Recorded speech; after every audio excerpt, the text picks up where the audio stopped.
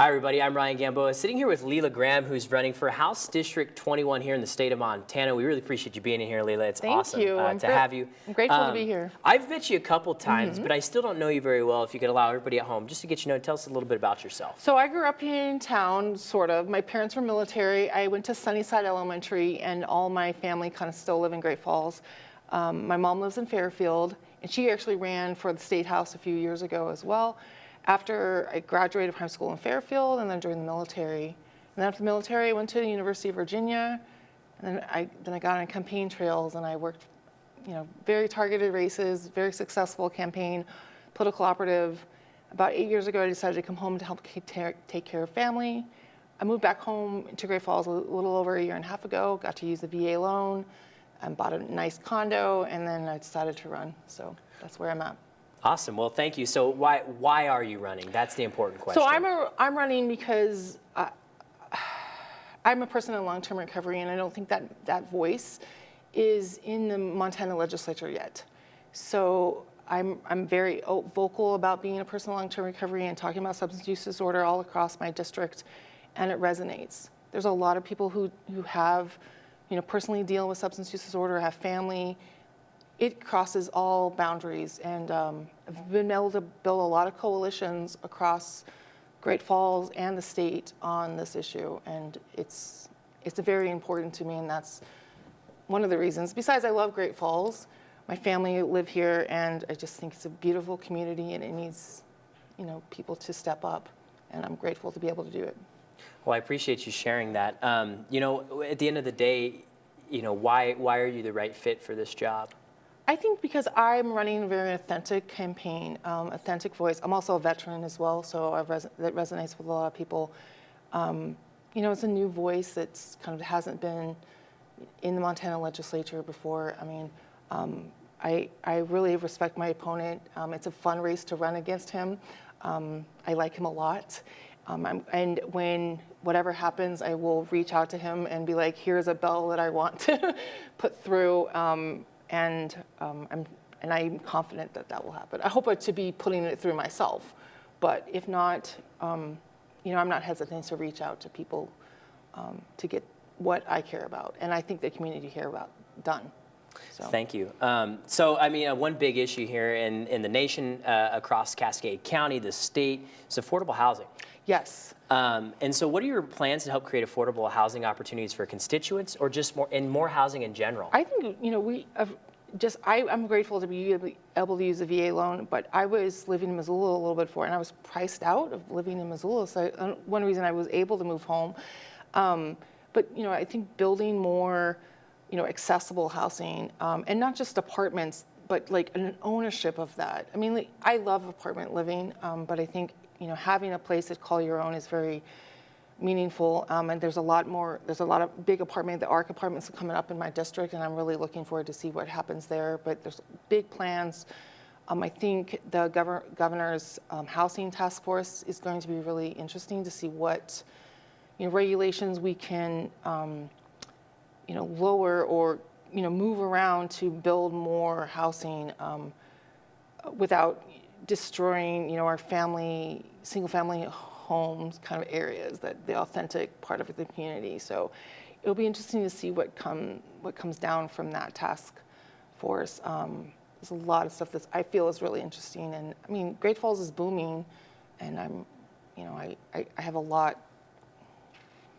I think it's gonna take a lot of team effort. It's gonna take a lot of influence of infrastructure and roads and schools and stuff. There's a huge amount of players, and I'm not sure if there's one answer to it. I think it has to be a multifold approach, and we have to work across the aisle to do so.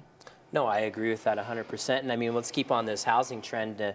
Property tax is a thing that's I think a lot of people are worried about. I mean, Cascade County sits right at 0.97% below the national average. And I understand that's a county issue, but at a state level, how can you help work to keep property taxes low when it seems like everything just keeps going up? I think advocacy and making sure where talking about it to your neighbors and being very, transparency on where those taxes are going, where it's been funding. I mean, I don't know if there's a silver bullet for that either. So I mean, it was another thing working across thing. All of that. I mean, the tax increase. I know that some concern with this mill levy is just a little bit of the tax increases, but I don't think it's. I mean, I'm supportive of the mill levy. I know this changed the subject a little bit, but just the increase of taxes to support, building, our community, especially trial and paying our law enforcements at a rate that, and our county attorneys a rate they need to be paid. So.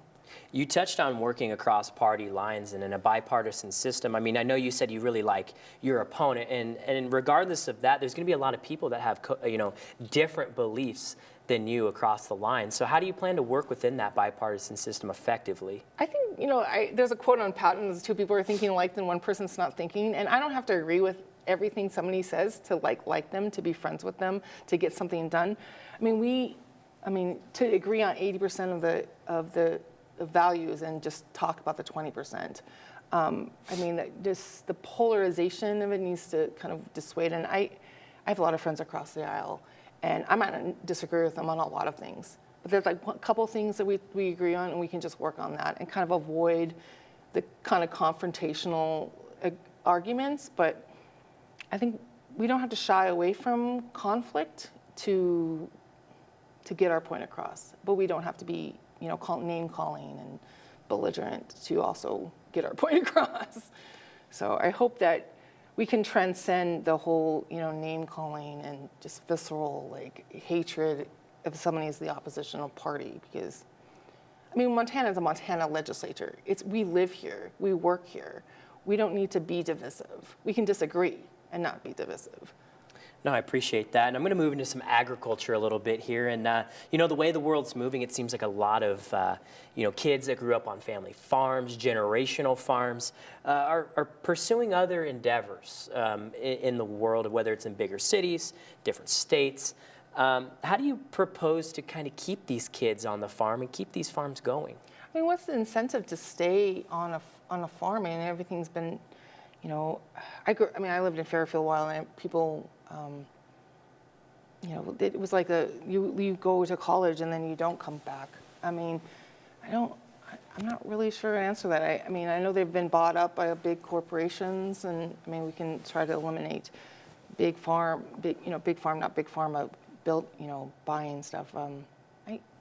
I think that's a very complex, and I don't really know. It's not my specialty, and I should know a little more, but people need to reach out to me a little bit more about that topic. I didn't grow up on a farm. I grew up in the city, and I grew up in the military, so it's not something I know a lot about. But I'm willing to learn.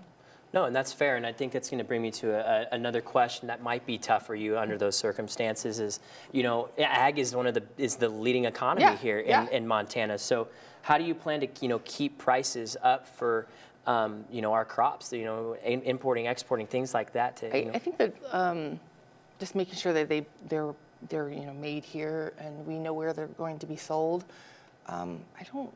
This is not an issue I know a lot about. I really need to learn more about it. I've been living in a city, so I'm not sure. No, that's fair. That's totally fair. Let's go to some education now. So we saw out in Fort Benton some of the students out there who were, acknowledged, for their success and their test scores. What improvements do you propose to improve students' test scores within our area and our state? I think teaching people where interested in the things that they're interested in rather than just to a test. I remember just being taught to a test and not something like what really happened in history. Like, make it fun. You can still teach what needs to be known, but on the test. But what excites the students to learn? Not just this is the curriculum, and we only stick in the curriculum, and we really expand on what things they're interested in. And I think the excitement of learning is something that we don't. It's not like a drive in some schools. I think that's really important to get people what are each students interested in. I had a teacher who taught what was going on in music and art and really what's going on the ground day to day in American history, good, bad, and ugly. And a lot of it was positive, obviously, but it was really interesting. And I know our class test scores were really high because we got to learn lots of really fun stuff that just made us more interested in wanting to learn more fun stuff. So I think just teaching to the test is challenging because it's not fun. I think education and learning, has to be fun to be able to be, productive and successful.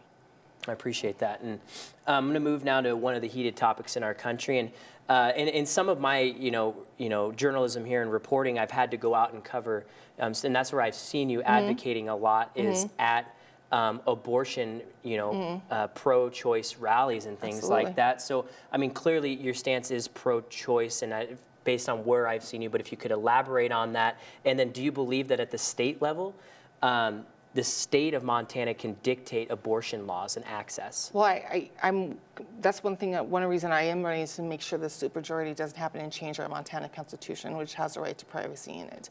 And I don't think that the right to privacy is just to abortion; it's about to any medical care. And so it's a very long ball game. Like I very support access to abortion. But the other thing we need to talk about if women decide not to have an abortion, they have access to like childcare and health care. And no one's talking about paternity leave, and it's something that it's kind of radical. But why are we talking about that if we want families to bond, to parents to bond to their children? Then why are we talking about that as well? So obviously, I advocate, for access to abortion, but if somebody chooses to have a baby, what happens after that? And I think that's a dialogue that we hopefully will be having. We want to fund these things, so it's not a purely economic choice, and it should be allowed at period. But I would like to make sure when women decide not to have an abortion, they give them access to all those meaningful progression, policies. And when it comes to abortion, you are either pro-choice or pro-life, and that if you were to categorize them, and so where do you stand, and then why?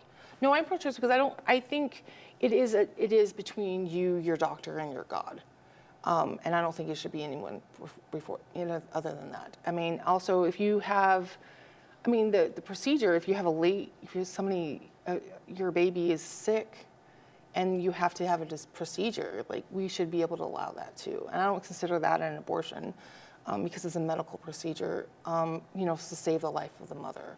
So I'm on the pro-choice side. I think there's a pro-life, but I think there is an intersection point that we can really work together, especially when women have a baby. Then we give them policies to succeed and the child succeed in life. And I think those social policies have been cut. And when I am in Helena, I will work to make sure that that's implemented more because I think abortion needs to have a decision, but when women don't want to have an abortion, what happens then? So. Thank you. And so as we kind of wrap things up here, what is it that you want to get out there to your constituents, people who are going to be voting for you or are not currently wanting to vote for you to get you to Helena? What are you going to say to them? Well, I grew up in Great Falls until I was in 5th grade, and then I was able to move to England, and I went to departments. I was raised in a military family, also a union family. I am a 5th-generation Montanan. I am running on a very authentic voice campaign on, recovery issues. I was like, what you see is what you'll get. You can always approach me. I'm going to kind of lay it out to you, especially stuff that I don't know anything about. I'm like, please teach me. I should know a lot more about it than I do, and I apologize for that. And I will probably go research it now because that's how I am. But I'm approachable and I will work across the lines. I have my ideas, but I'm not unwielding on those. I have my values and I will fight for them, but I'm able to discuss with a lot of other people about where they're at, and I respect that. Well, I appreciate that, Lela. And this is Lela Graham. She's running for House District 21 here in the state of Montana. We appreciate you being here in the studio today. It's been a lot of fun. Yeah, quite possibly one of the most approachable people that I've ever met in my life. I really appreciate her being here. Stay up to date on our website with anything up for a House or Senate District candidate races. We have interviews all online on our YouTube. If anything, thanks again for being here. Thank you so much. Good luck to you. Thank you. And we'll see you next time. Thank you.